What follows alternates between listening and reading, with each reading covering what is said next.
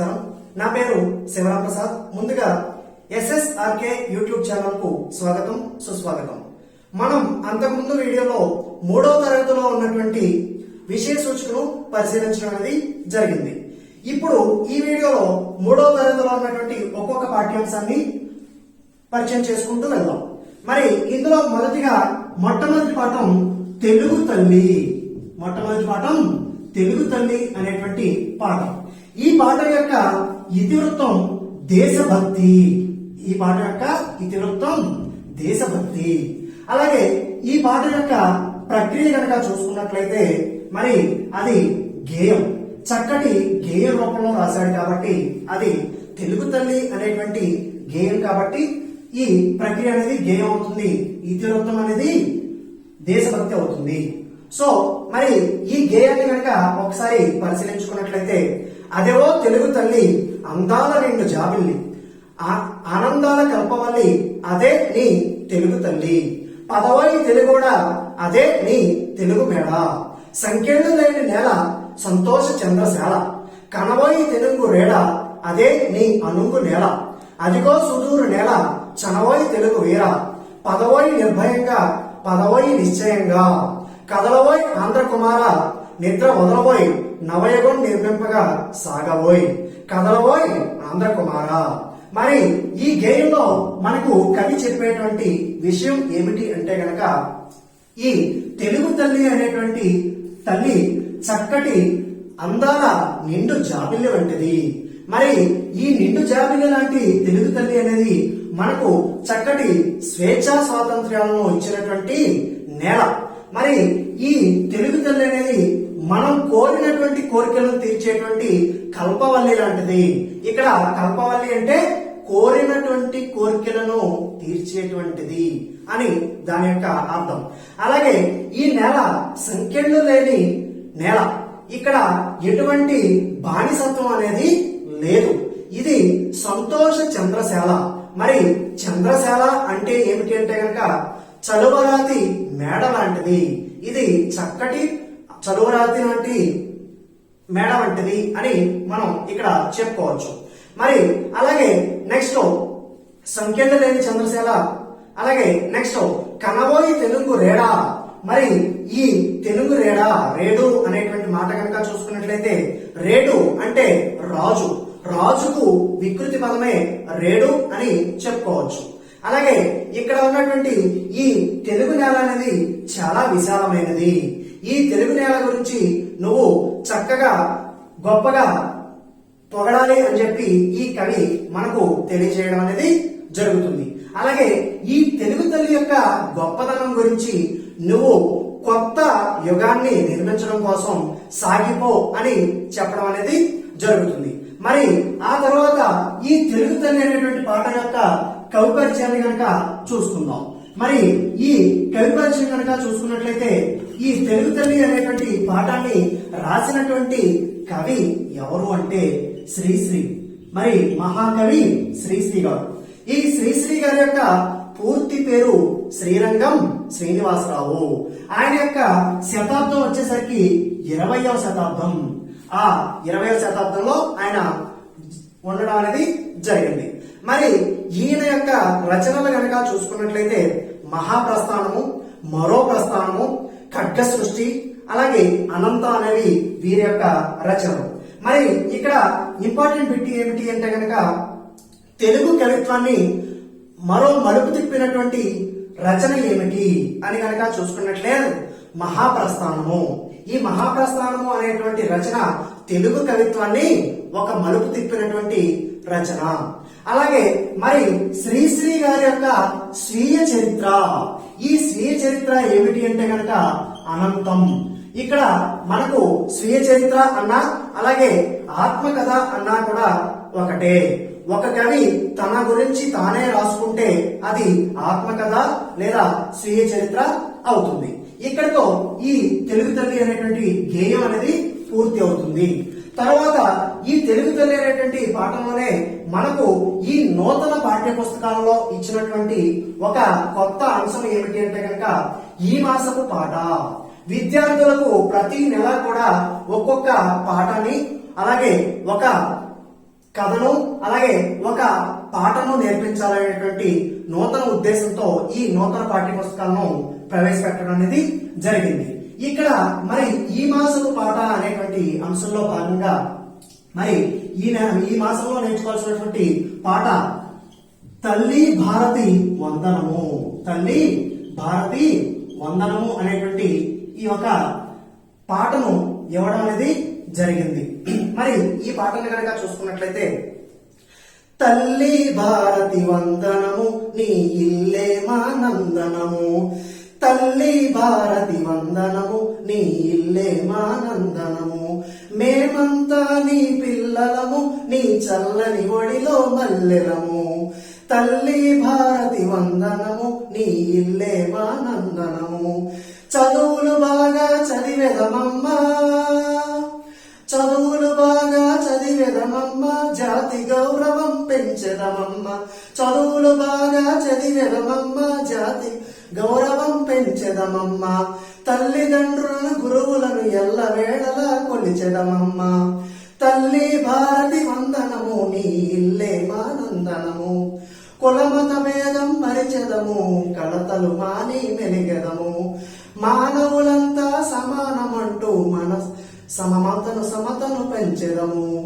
మానవులంతా సమానమంటూ సమతను పంచెదము, తల్లి భారతి వందనము నీ ఇల్లే మా నందనము, తెలుగు జాతికి అభ్యుదయం నవభారతికి నవోదయం, తెలుగు జాతికి అభ్యుదయం నవభారతికి నవోదయం, భావి పౌరులం మనం భారత జనులకు జయం జయం, భావి భారత పౌరులం మనం భారత జనులకు జయం జయం, తల్లి భారతి వందనము నీ ఇల్లే మా నందనము. సో ఈ విధంగా ఈ తల్లి భారతి వందనము అనేటువంటి ఆ పాటను ఈ మాసంలో నేర్పించాల్సినటువంటి ఆ పాట కింద మనం చెప్పుకోవచ్చు. మరి ఇందులో ఒక మాట ఉంటుందండి, తెలుగు జాతికి అభ్యుదయం, తెలుగు జాతికి అభ్యుదయం నవభారతికి నవోదయం, తెలుగు జాతికి అభ్యుదయం నవభారతికి నవోదయం. ఈ యొక్క రెండు లైన్లు కనుక మనం పరిశీలించినట్లయితే అభ్యుదయం అలాగే నవోదయం, దయం దయం అనేవి ఈ చివరిలో ప్రాస కలిగినటువంటి అక్షరాలు అనేవి అంత్యంలో వస్తున్నాయి కాబట్టి ఇది అంత్యానుప్రాస అవుతుంది. ఏ ప్రాస అవుతుందంటే అంత్యానుప్రాస అవడం అనేది జరుగుతుంది. మరి ఈ అంత్యానుప్రాస చూసుకున్నట్లయితే అలాగే ఈ తెలుగు భారతి తల్లి భారతి వందనము అనేటువంటి గేయాన్ని పాటను కనుక మనం పరిశీలించినట్లయితే ఈ పాట రాసినటువంటి రచయిత దాశరథి కృష్ణమాచార్య. ఈ దాశరథి కృష్ణమాచార్య గారి యొక్క కవి పరిచయాన్ని కనుక మనం చూసుకున్నట్లయితే ఈ దాశరథి కృష్ణమాచార్య గారు కూడా మనకు 20వ శతాబ్దపు కవి. అలాగే ఈ దాశరథి కృష్ణమాచార్య యొక్క రచనలు కనుక మనం చూసుకున్నట్లయితే అగ్నిధార, రుద్రవీణ, మహాంధ్రోదయం, తిమిరంతో సమరం మొదలైనటువంటి రచనలు ఈయన చేయడం అనేది జరిగింది. అగ్నిధార, రుద్రవీణ, మహాంధ్రోదయం, తిమిరంతో సమరం. స్వీయ చరిత్రను లేదా ఆత్మకథను కనుక చూసుకున్నట్లయితే ఆ ఆత్మకథ పేరు యాత్రా స్మృతి. యాత్రా స్మృతి అనేది ఈయన యొక్క ఆత్మకథ లేదా స్వీయ చరిత్ర అని మనం చెప్పుకోవచ్చు. మరి ఈయన యొక్క ఇతర విషయాలు కనుక మనం చూసుకున్నట్లయితే పాటను అలాగే పద్యాన్ని, పాటను పద్యాన్ని సమానంగా నిర్వహించినటువంటి కవి ఎవరు అంటే కనుక ఈ దాశరథి కృష్ణమాచార్య గారు. అలాగే మరి ఈయన కొంతకాలం ఆంధ్రప్రదేశ్ యొక్క రాష్ట్ర ఆస్థాన కవిగా పనిచేయడం అనేది జరిగింది. అలాగే నిజాం నిరంకుశత్వం మీద ధిక్కార స్వరం వినిపించినటువంటి కవి మన దాశరథి కృష్ణమాచార్య గారు. ఈయన ఒక మాట చెప్తాడండి, మా నిజాం రాజు జన్మ జన్మల బూజు, మా నిజాం రాజు జన్మ జన్మల బూజు అని ఈయన చెప్పడం అనేది జరుగుతుంది. అలాగే ఈ నిజాం యొక్క రాచరిక పాలన నుండి తెలంగాణ విమోచన కోసం ఆయన మేలుకొల్పు పాడారు. ఈ సందర్భంగా ఈయన ఏమని చెప్తారంటే, మన కోటి రతనాల వీణ నా తెలంగాణ, కోటి రత్నాల వీణ నా తెలంగాణ అనేటువంటి మాటను కూడా చెప్పడం అనేది జరుగుతుంది. ఇక్కడితో ఈ మాసపు పాట అనేటువంటి అంశాన్ని పూర్తి చేసుకోవడం అనేది జరిగింది. ఆ తర్వాత నెక్స్ట్ మూడో అంశంగా మరి ఈ మాసపు కథ, మరి ప్రతి నెల కూడా ఒక గేయాన్ని గాని లేదా పాఠాన్ని గాని అలాగే ఒక పాటను అలాగే ఒక కథను పిల్లలకు నేర్పించాలి. కాబట్టి ఈ మాసపు కథ అనేటువంటి భాగంలో ఐకమత్యం అనేటువంటి ఒక కథను ఇవ్వడం అనేది జరుగుతుంది. ఈ ఐకమత్యం అనేటువంటి పాటలో మనకు ఒక రైతు ఉంటాడు. ఆ రైతు రామాపురం అనేటువంటి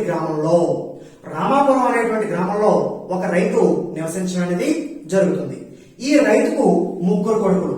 ఈ ముగ్గురు కూడా చిన్నప్పుడు బాగానే ఉంటారు. పెద్దయ్యే కొద్దిగా వాళ్ళలో వాళ్ళే కలహించుకోవడం అనేది జరుగుతుంది.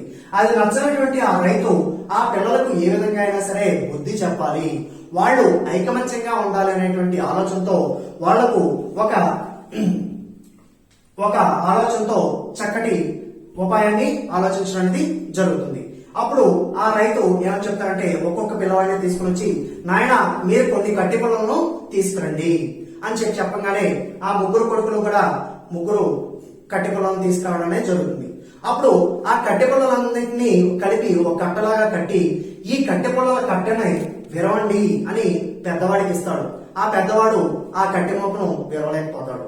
తర్వాత రెండో కొడుకు ఇవ్వడం అనేది జరుగుతుంది. ఆ రెండో కొడుకు కూడా విరవలేకపోతాడు. అలా మూడో కొడుకు కూడా ఇవ్వడం అనేది జరుగుతుంది.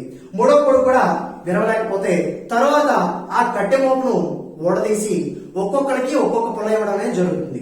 అలా ఒక్కొక్క పొలను ఇచ్చిన తర్వాత వాళ్ళు ఆ కట్టె పొలను చాలా తేలికగా అవలేకగా విరగదీయడం అనేది జరుగుతుంది. అప్పుడు దానిని చూసినటువంటి ఆ రైతు ఒక్కొక్క కొడుకును పిలిచి అడుగుతాడనమాట, చిన్న మరి దీని ద్వారా మీరు ఏమి గ్రహించారు అని అడగంగానే అప్పుడు పిల్లలందరూ కూడా, నాన్న కలిసి ఉంటే మమ్మల్ని ఎవరూ ఏమీ చేయలేరు, విడిపోతే బలహీనులమైపోతాము, నాన్న ఇక నుంచి మేము ఎప్పుడూ కూడా కలిసే ఉంటాము అని చెప్పడం అనేది జరుగుతుంది. ఆ విధంగా వాళ్ళలో ఐకమత్యం అనేటువంటి భావాన్ని ఆ తండ్రి పెంపొందించడం అనేది జరుగుతుంది.